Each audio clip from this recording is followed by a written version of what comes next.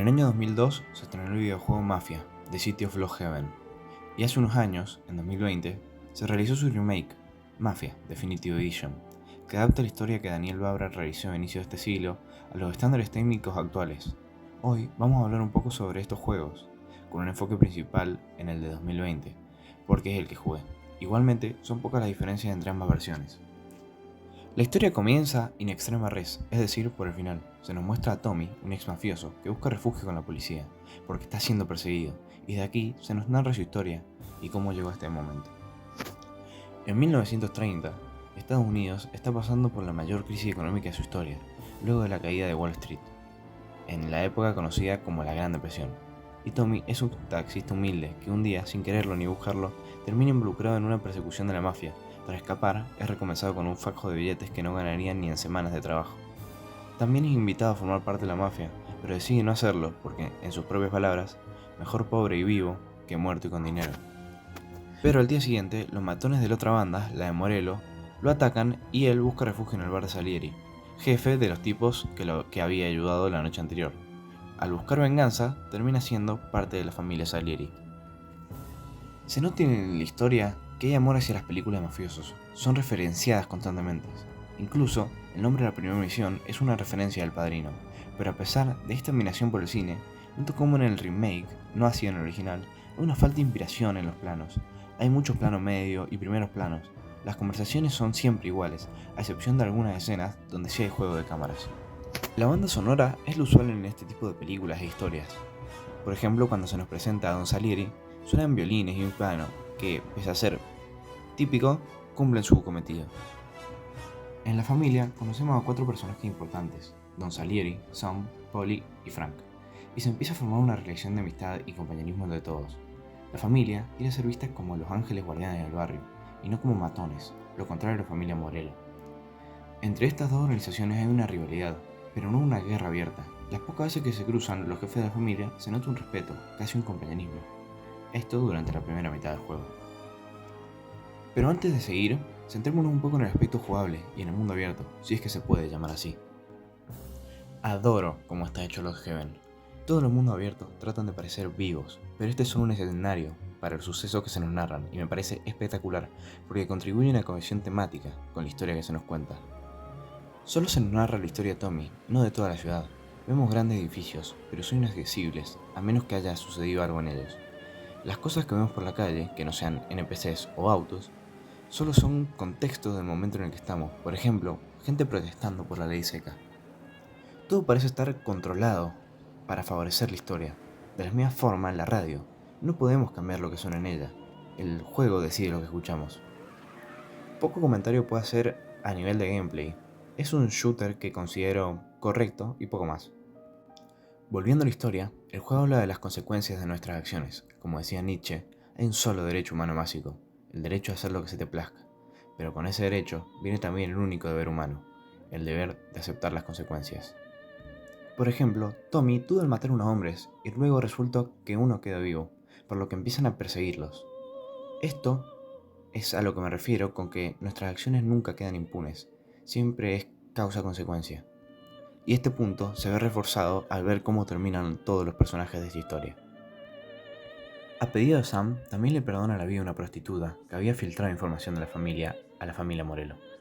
Y cuando el Don lo envía a matar a Frank, el único que parecía un verdadero amigo de Salieri, lo deja escapar junto a su familia. Con el transcurrir de la historia, Tommy, Polly y Sam realizan misiones para el Don y se hacen amigos cercanos. Tommy forma una relación con Sarah, la hija del hombre que atiende en el bar.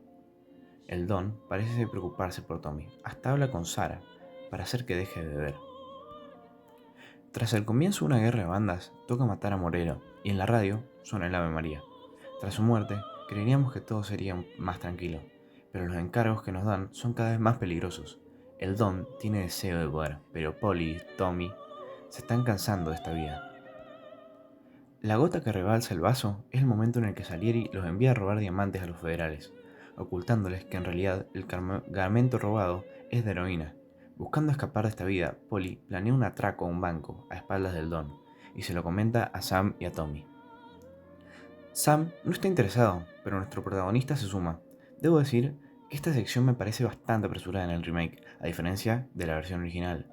Todo pasa muy repentinamente y sin darnos cuenta ya estamos atracando el banco. En el presente se nos muestra cómo Morello y Salieri fueron amigos y terminaron matándose el uno al otro, al igual que Salieri mandó matar a Frank. Esa historia se repetirá entre Tommy y sus dos amigos. Tras el golpe al banco y que todo salga bien, Tommy quiere irse a la ciudad con Sarah a la playa, pero cuando va lo de Polly a buscar su parte, él ya está muerto. Don Salieri es consciente del golpe, también del perdón a la prostituta y a Frank. Por sus acciones, Tommy se ve perseguido por quien un día fue su mentor, y su mejor amigo, por quien mató a Polly, fue Sam. Tras un tiroteo y una persecución en la galería de arte, quedamos cara a cara con Sam, y nos dice que lo hicieron elegir entre sus amigos y la familia. Pero en el momento que nombra a Polly, Tommy pone fin a su vida.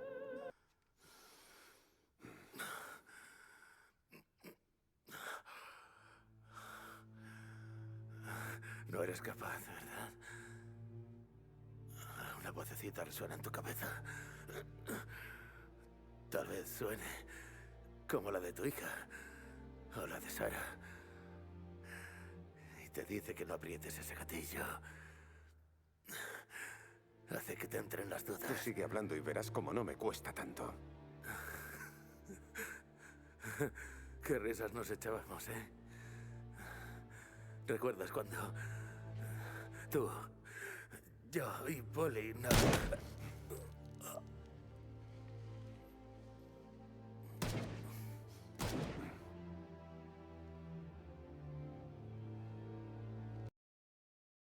Se puede crear un triángulo interesante en cómo se matan mutuamente entre ellos tres.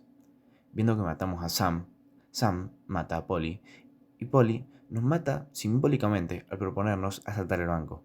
Tommy es testigo en el caso de Salieri y terminan todos, incluyéndose él, en la cárcel. Y como toda buena historia de mafiosos, hace hincapié en esto. Nadie escapa de sus actos, porque quien a hierro mata, a hierro muere. La búsqueda de dinero y de poder de estos hombres acaban mal para todos.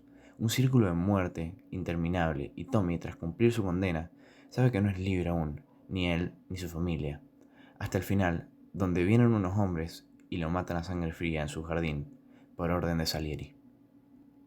Y esta es otra historia de cómo hombres tentados por los lujos se ven corrompidos por ellos y no se dan cuenta hasta que es demasiado tarde. Todo esto se ve bien representado en el soliloquio que da en la escena final de la obra del 2002.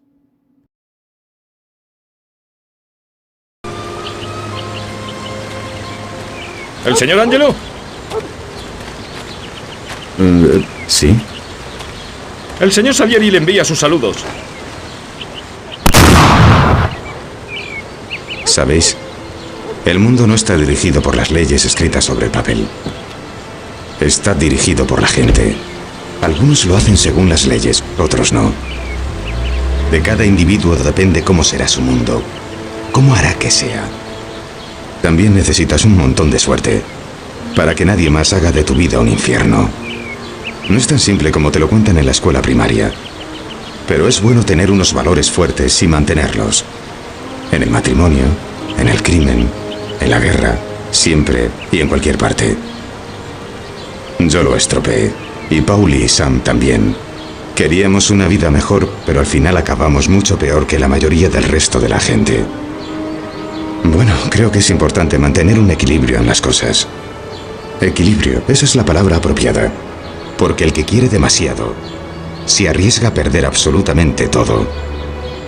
Por supuesto, el que quiere poco de la vida podría no conseguir nada de nada.